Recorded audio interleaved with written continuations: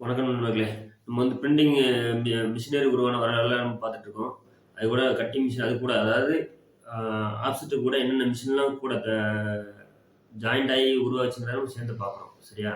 இன்னைக்கு நம்ம பார்க்குறது கட்டிங் மிஷின் கூட சேர்ந்து பார்க்குறோம். எல்லாம் சேர்த்தே தான் ஒரே மாதிரி வரும். பாருங்க. இதுதான்.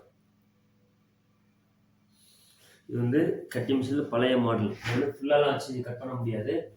பேப்பரை உள்ள சொருவிட்டு ஒரு 10 சீட்டாக கட் பண்ண முடியாது. ஃபஸ்ட்டு உருவான மாடல். சரிங்களா? ரோல் இது கட்டிங்கில் ஃபஸ்ட்டு அவங்க மேனுவலாக கட் பண்ணி அப்புறம் அதை ஒரே ஈவன் ஆக்குறது இந்த மிஷினில் தான். இது லிவரை மேலே தூக்குறது, திருப்பி இதில் உள்ளே விட்டு இதை ப்ரெஸ் பண்ணிவிட்டு இதை கட் பண்ணும்போது வரும். சரியா? இது ஒரு பழைய மாடல். இதுக்கு அடுத்தால இந்த மாதிரி வந்துச்சு. கத்தி பாருங்க, பேப்பரை உள்ள வச்சுட்டு குண்டு லிவர் வச்சு இறக்கிட்டு இது பேக்கேஜ் ஃப்ரண்ட் பேக்கு வர்றது. இது கத்தி அப்படியே சைடில் வச்சு இழுத்து அப்படி இந்த மாதிரி வரும். சரியா? இது படத்துக்கு இருக்கு. அந்த இவ்வளோ ஜாஸ்தி இல்லை, கம்மியாக தான் இருக்கும். கம்மியான எழுதி மாடுறது. இதுக்கு அடுத்த மாடல் தான் பேப்பர் கட்டிங்கில் இந்த டைப் வந்துச்சு.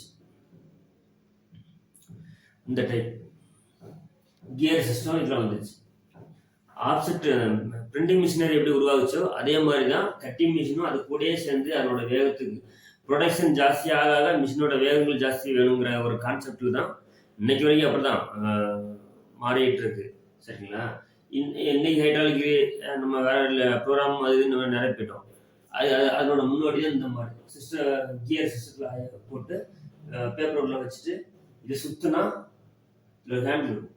அந்த ஹேண்டில் சுற்றுனா இது அப்படி கீழே இறங்கும். கீழே இறங்கிட்டு ஏறும். அப்போ உங்களுக்கு ஓரளவுக்கு கட்டிங் சரியாக இருக்கும். இது கட்டிங் மிஷினோட இது. சரியா?